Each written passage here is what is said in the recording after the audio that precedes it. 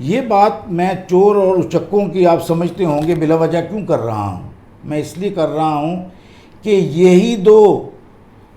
لوگ ہیں چور اور اچکے جو اس معاشرے میں زیادہ وارداتیں کرتے نظر آتے ہیں، اور یہ پکڑے بھی جاتے ہیں، اور 50 روپے چوری کرنے کے الزام میں یہ جیل میں بھی چلے جاتے ہیں، اور کوئی ایک بٹوا کھینچنے کے الزام میں یہ ان کو 2 مہینے کی قید بھی ہو جاتی ہے.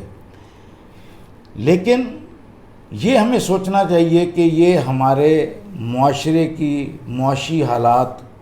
اور ذہنی نفسیات کی بھی عکاسی کرتا ہے. وہ اس لیے کہ ہمارے ہاں چور اچکے کے بجائے بڑے بڑے ڈاکو اور بڑے بڑے لوٹنے والے ہیں جو کہ اربوں روپے سے کم نہیں لوٹتے، اور لوٹ کے یا تو فرار ہو جاتے ہیں یا اگر پکڑے بھی جائیں تو پہلی ہی فرصت میں ان کی ضمانت ہو جاتی ہے اور پکڑے جاتے ہیں بیچارے چور اچکے. میں دعا کرتا ہوں کہ ہمارے ملک میں بڑا بڑا ڈاکے ڈالنے والوں کو ان کے انجام تک پہنچایا جائے،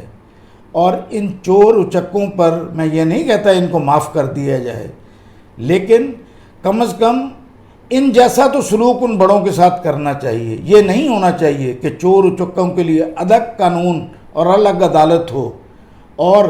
بڑے بڑے ڈاکہ ڈالنے والے اربوں لوٹنے والے وہ ان کو معاف کر دیا جائے اور ان کو جو ہے